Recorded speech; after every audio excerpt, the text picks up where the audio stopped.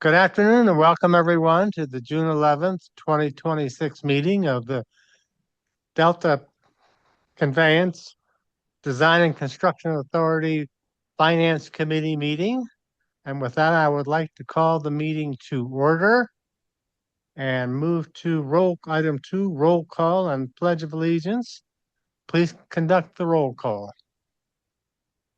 Gladly. Good afternoon, Finance Committee members, starting with Chair Martin. Present. Committee member Millibar. You're muted.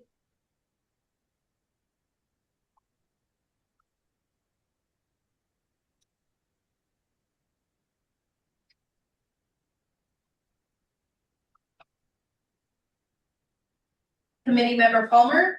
I'm here. Did you get a response from Director Millibar? I see that he's trying to come off mute. Tell him to press his space bar. It's a phone connection. Yeah. Oh, okay. Committee member Millibar, if you could just acknowledge me, I can see you on the screen there trying to unmute. There you go. Yes, I will consider you present. Thank you. Can we, he's going to get some assistance. Very good. With that, we're ready for the Pledge of Allegiance. Please rise if you are able and put your hand over your heart. And join me with the Pledge of Allegiance. I pledge allegiance to the flag of the United States of America and to the republic for which it stands, one nation, under God, indivisible, with liberty and justice for all.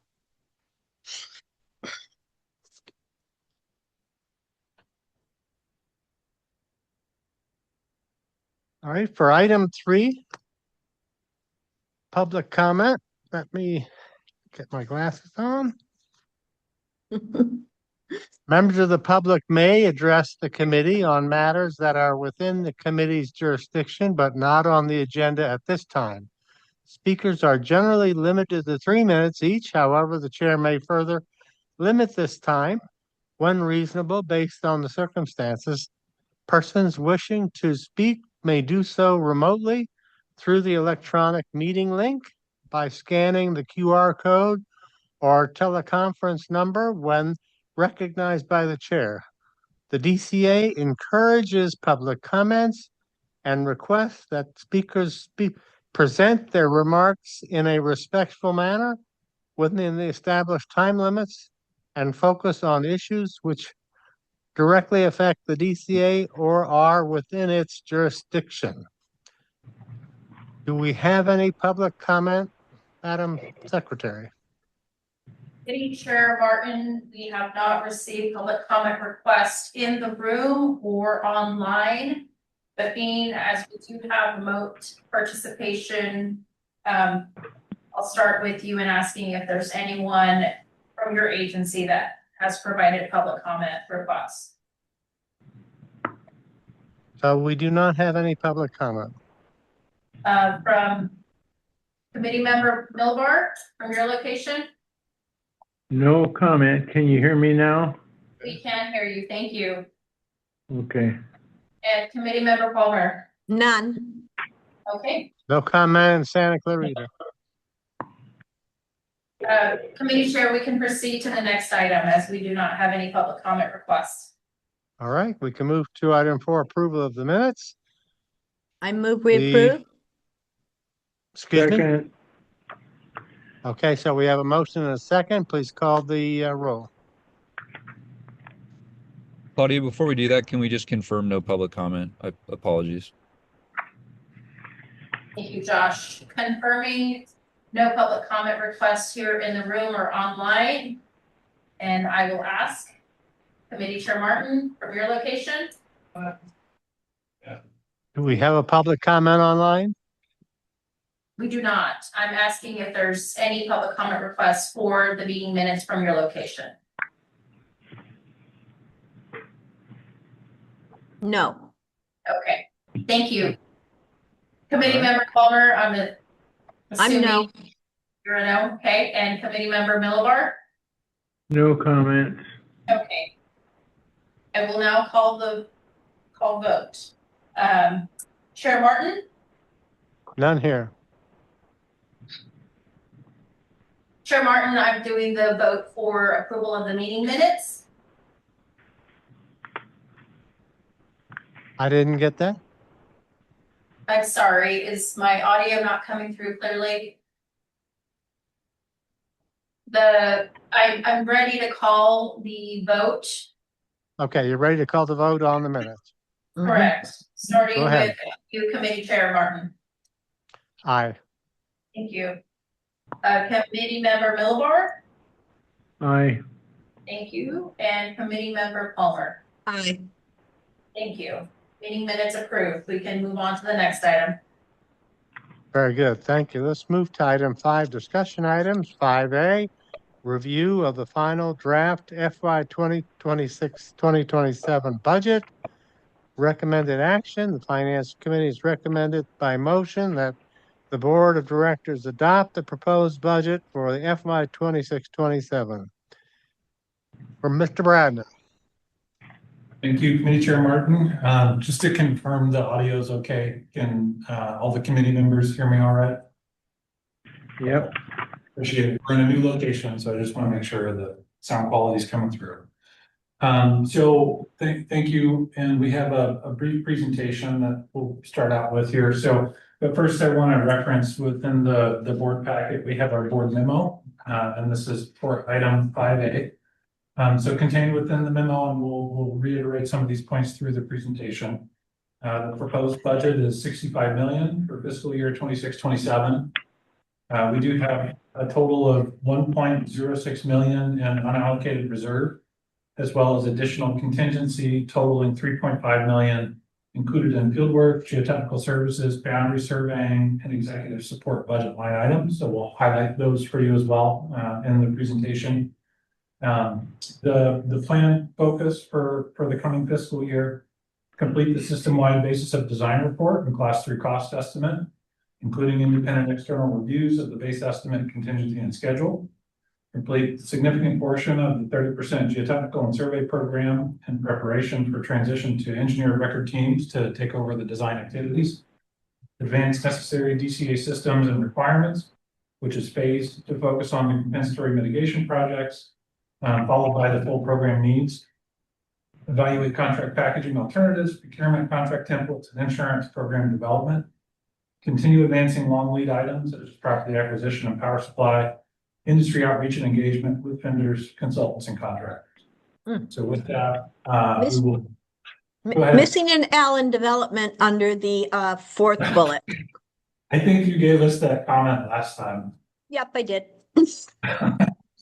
Okay. So where is that? Fourth bullet. Now, The Vietnam. Okay. Thank you, committee member Palmer.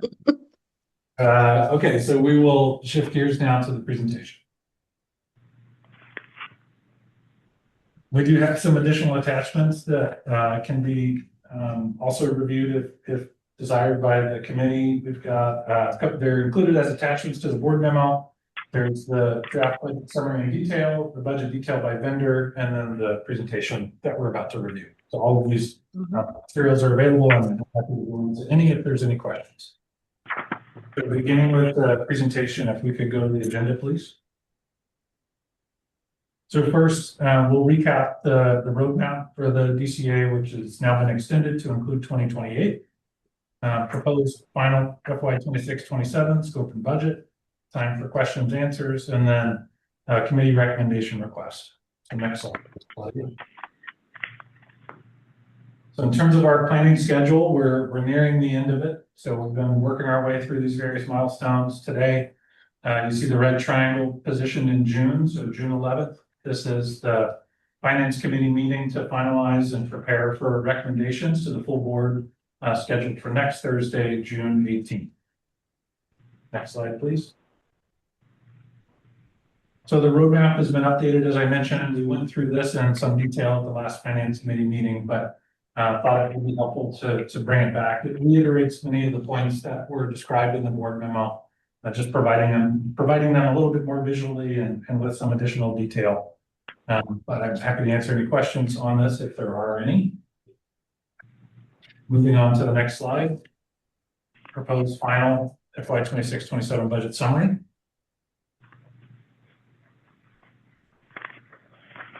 So we have now on the table you see on the right compares the draft FY 26-27 budget that we reviewed at the last finance committee meeting. Any changes are noted with red text. So again, it's a $65 million proposed budget for next fiscal year. There have been some new activities added for 26-27, and those are largely contained within the program delivery phase of the program. We do have a total reserve / contingency of 4.6 million, and I can speak to where those contingencies are located. The changes that are highlighted in red are actually going to be summarized on the next slide, but you see I'll describe them first and then go through the bullets on the next slide to help tee them up for a little more discussion. But down, the changes began down in the program delivery section. So within the survey control network and right-of-way mapping, the change here really is that we are accessing a different vendor. We have 2 survey vendors that are under contract to the DCA, and we'll be onboarding one of those vendors who is yet to perform any work on the program. And in doing so, we're actually realizing a little bit of cost savings associated with the portion of work being executed by that additional vendor. So those reductions are you can see them in 80810 mainly. So the right-of-way mapping. So that's the reduction going from 2,455,800 to 2,379,835. There's a slight increase on the survey control network element, but the savings are largely in the right-of-way mapping. And then to hold the budget where we are, and also in recognition that given the scale of the budget, we do want to preserve as much contingency or unallocated reserve as we can. We actually increase within the executive office. That's the location of the unallocated reserve. So you see the increase up in executive office, which is the offset that was created by shifting the right-of-way mapping costs down in delivery. So we made the changes down in delivery and then adjusted up the unallocated reserve to hold the top line budget.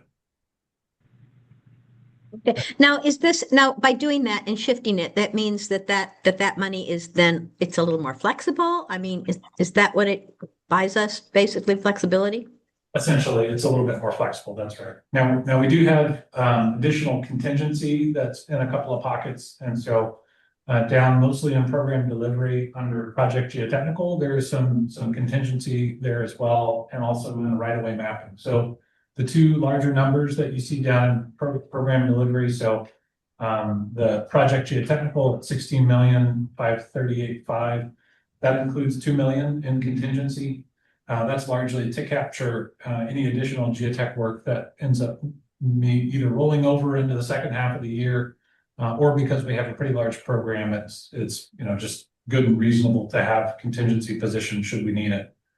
Similarly, with the right-of-way mapping, we have 1 million in contingency included in that what is now 2.379835. So there's what we intend to issue initially as task orders, and then we will hold back those contingency amounts and use them with an equal degree of flexibility as unallocated reserve. It's just that they're positioned where we think they're most likely to be tapped.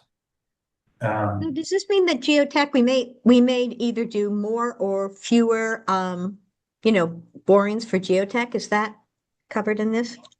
It is a reflection of we could end up doing some work in the spring of next year that we haven't budgeted. So with our current contractor for geotech, whose contract is going to expire at the end of December, we have a very clearly defined scope of work for their task order, and that work will be done by the end of this calendar year.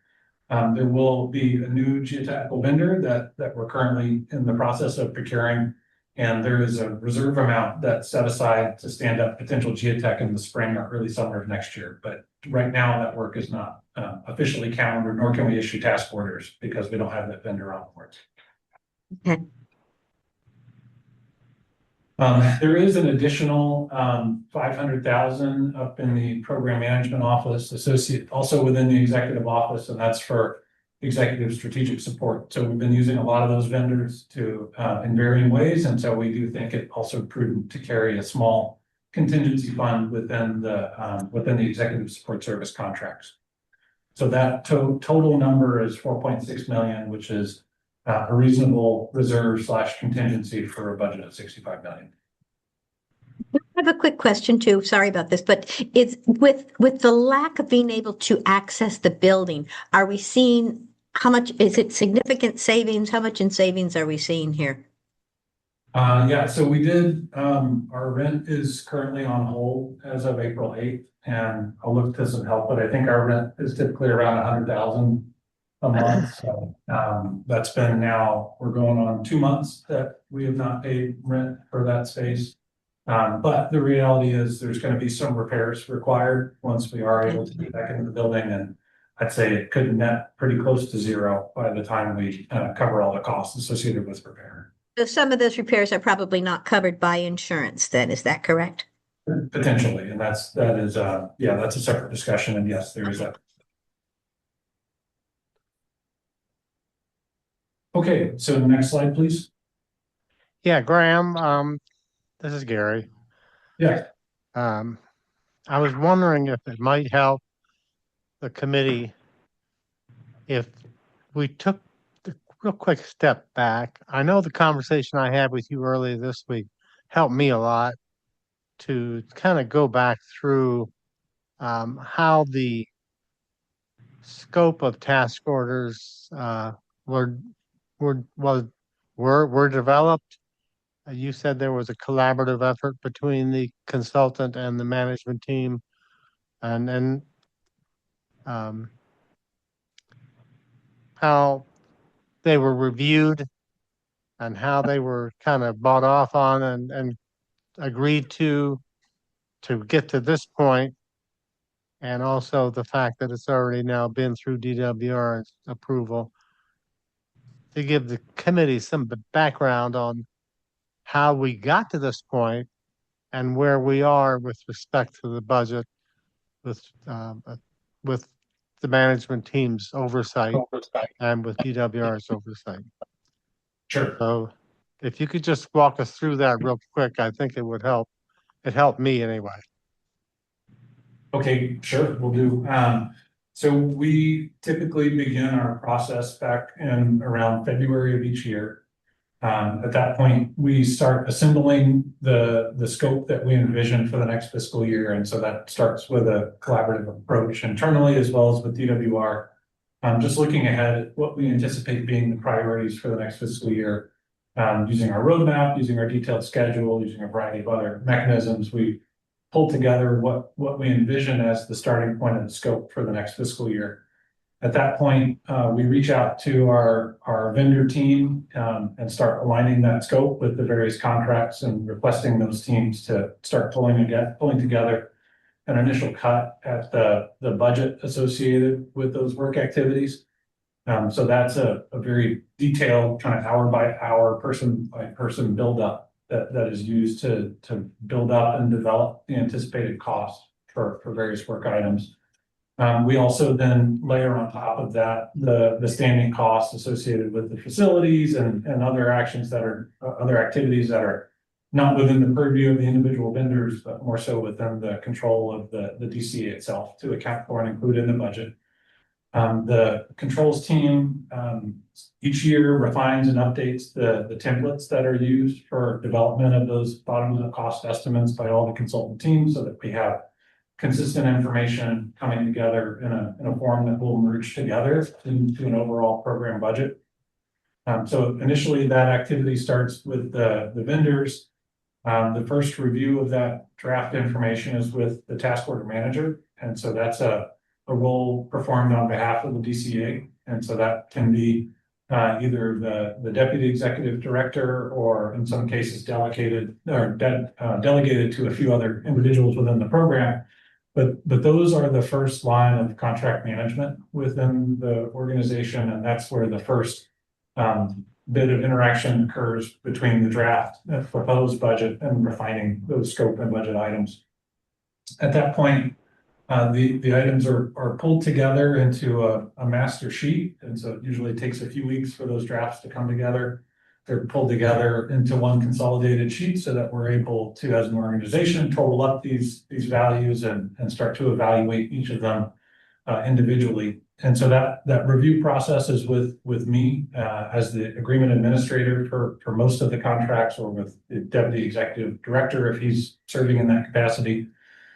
So there's then a second review at the executive level to review the proposed scope, the budgets associated with those intended items. There's a contractual review process that's also ongoing there, where we're comparing the scope items identified, the contract vehicles that we would access to validate that there is in fact capacity available within those contracts. If not, as we've done with the board, we come back and request actions in various forms to reprocure or extend or expand value and so on. Once that draft has been fully reviewed and vetted by the executive team, we've also got at that point the draft task orders themselves with the scope language, the attachments to the task orders, so the identified deliverables and schedule for providing those deliverables. That entire assembly of information is shared with Department of Water Resources. So we have within our joint exercise of powers agreement the requirement to share those materials 60 days in advance of when the board would consider adopting a budget. So the Delta Command's Office of DWR provides a secondary independent review, and that is very much a collaborative approach to confirm expectations and understanding of what the teams are intending for the next fiscal year, and ensure that it aligns with where the broader view of the program is and where the understanding of priorities are for the coming fiscal year. At this point, we received that feedback from DWR and have incorporated any of their comments or questions into the budget as appropriate. But once completing those processes, we're able to then, upon conclusion with the board, able to then finalize and start executing task orders for the next fiscal year. But these are the materials that have also been shared with the Finance Committee in addition to DWR. Thank you, Graham. Appreciate that. I hope it helps everyone else. Numerically, we filled in all the blanks that we had once upon a time, and the numbers hang together. But I wanted to just have an understanding of how they were developed and what kind of review and oversight they've had amongst the management team and amongst the DWR. So thank you for that. Sure. Thank you. Are there any questions on that? If not, we can just finish up the presentation. I think we're almost done.